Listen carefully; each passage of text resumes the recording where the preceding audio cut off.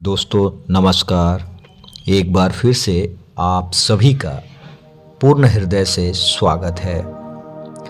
दोस्तों आज की जो वीडियो है वह काफ़ी संजीदा है।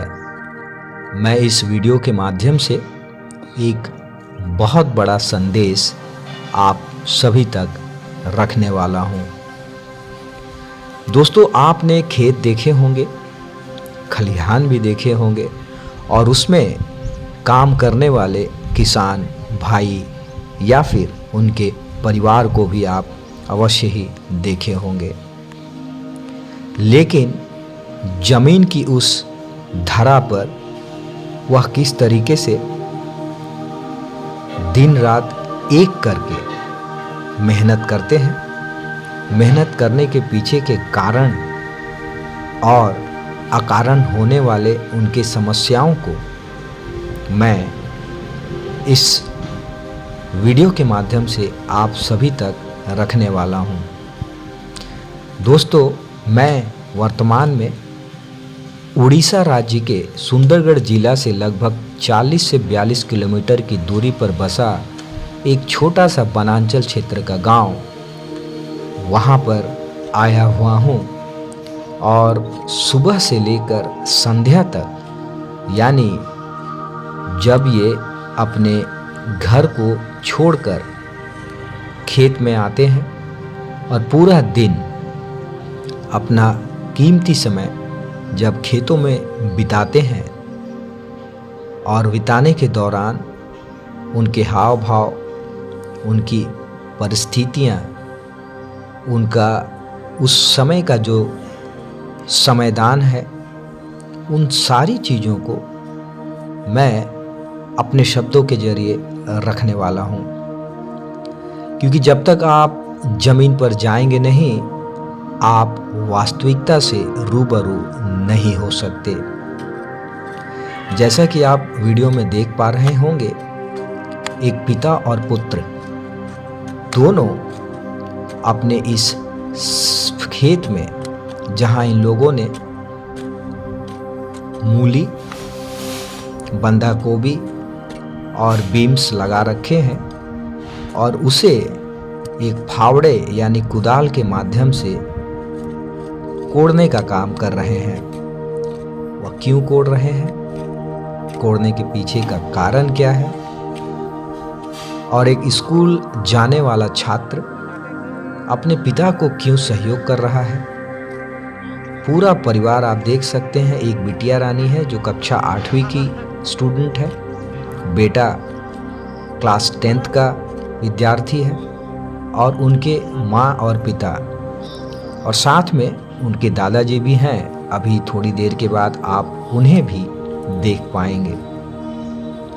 दोस्तों जब हम भोजन करने बैठते हैं और हमें अन्न का वो दाना जब परोसा जाता है, तो उस अन्न के दाने को हमारे थाली तक आने में कई सारी चीज़ों से होकर गुजरना पड़ता है। हम में से कई लोग ऐसे हैं जो भोजन के उस अन्न की कीमत जो है उसे हम सही परिमाप नहीं दे पाते हैं। हम उसका कहीं ना कहीं जाने अनजाने में अपमान करते हैं। आपके थाली तक पहुंचा हुआ व्यंजन, आपके थाली तक पहुंचा हुआ अन्न का एक एक दाना हमारे इन जैसे परिवारों के खून पसीने से सींची हुई है। मौसम कोई भी हो, कड़कड़ाती ठंड या तपती हुई गर्मी, मूसलाधार भारी बारिश या मौसम का कोई भी एक अंग, यह अपने शरीर के थकावट, आलस्यपन सभी को त्याग कर निरंतर काम करते रहते हैं। थकने के बावजूद भी थोड़ा सा आराम करके वापस पुनः अपने काम में लग जाते हैं। आप में से कई लोगों को लगता होगा कि यह काम अपने जीवन जीने के लिए करते हैं, अपने परिवार के भरण पोषण के लिए करते हैं, या उनकी अपनी एक कर्तव्य है अपने परिवार को चलाने के लिए उनका अपना एक दिनचर्या का हिस्सा है, जो कि अमूमन हम में से हर कोई जीने के लिए, अपने परिवार के भरण पोषण के लिए सतत निरंतर काम करते रहते हैं। पर दोस्तों, अगर हम किसान भाइयों की बात करें, ये बात बिल्कुल सही है, वह अपने परिवार के भरण पोषण के लिए ये काम करते हैं। पर आप जरा सोचिए, अगर ये काम करना बंद कर दें, ये साग सब्जी, ये फसल उपजाना बंद कर दें, तो क्या आपके या मेरे घर तक ये साग सब्जियां, ये अन्न का दाना पहुंच पाएगा? नहीं पहुंच पाएगा। ये जो दिन भर का समय यहाँ बिताते हैं, मैंने अपने आंखों से देखा है, और मैं निरंतर, जैसा कि आप सभी जानते हैं, कि मैं हमेशा देश के उन क्षेत्रों में दौरा करता रहता हूँ जहाँ पर जो मूलभूत सुविधाएं हैं, जो इनको मिलनी चाहिए, या सरकार द्वारा हर समय समय पर इनके उत्थान के लिए, इनके जीवन के विकास के लिए, इनकी समृद्धि के लिए जो चीज़ें, योजनाएं बनती है, वह धरा पर कितनी उतरी है, ये कितने जागरूक हैं अपने इन अधिकारों के लिए। इन सारी चीज़ों को मैं अपने इस वीडियो में रखने का प्रयास करता हूँ। आप यह खेत देख लीजिए, ये फूल गोभी और बंधा गोभी की ये फसलें अभी 2 हफ्ता पहले ही इन लोगों ने लगाया है, जैसा बातचीत करने के दौरान मुझे जानकारी मिली, और ये आने वाले 1 आध महीने में यह तैयार हो जाएगा। लेकिन इसे लगाना सिर्फ मात्र नहीं है, इसकी सेवा सत्कार भी करनी होती है, क्योंकि जब हम बीजारोपण करते हैं तो एक एक पौधा हमारे उस किसान परिवार के लिए बहुत महत्वपूर्ण होता है। वो एक एक पौधे को अपने बच्चों की तरह पालते हैं, पोसते हैं, जल के माध्यम से मिट्टी में निरंतर हवा का स्रोत उनके पौधे के एक एक जड़ तक पहुंचता रहे। इन सारी चीज़ों को बड़ा वो ध्यान रखते हैं।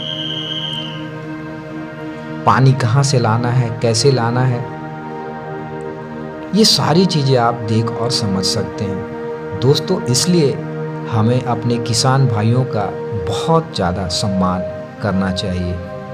यहाँ पर एक पिता अपने पुत्र के साथ कंधे से कंधा मिलाकर कह लें, या पुत्र अपने पिता के साथ कंधे से कंधा मिलाकर आप कह सकते हैं, वे देख सकते हैं जो भी सूखी रूखी मिलती है ये करते हैं भोजन के रूप में। ये देखिए, चावल है और दाल। इसे काम करते हुए जब थक जाते हैं तो इसे खाकर वापस काम में लग जाते हैं।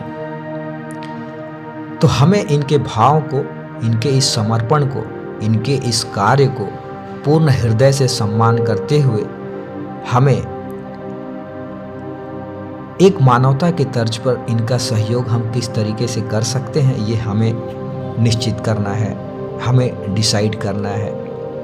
तो दोस्तों, आप बने रहिए और ज़मीन से जुड़े ये सारी जानकारियाँ जो आप पहले से जानते हैं, समझते भी हैं, पर गंभीरता से लेते नहीं। हमारे बच्चे बहुत कुछ इनसे सीख सकते हैं। सहयोग की भावना, कंधे से कंधा मिलाकर परिवार के साथ अपने आप को हर सुख दुख में खड़े रखना, ये सारी चीज़ें आज भी गांव में वह संस्कृति बची हुई है।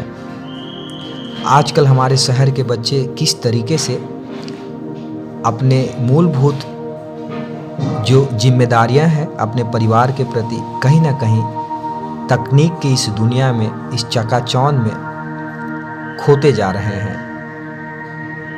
हमारे परिवार के जो दंपत्ति हैं वो भी अपने बच्चों को समय नहीं देने के कारण ये सारी घटनाएं हमारे आसपास घट रही है।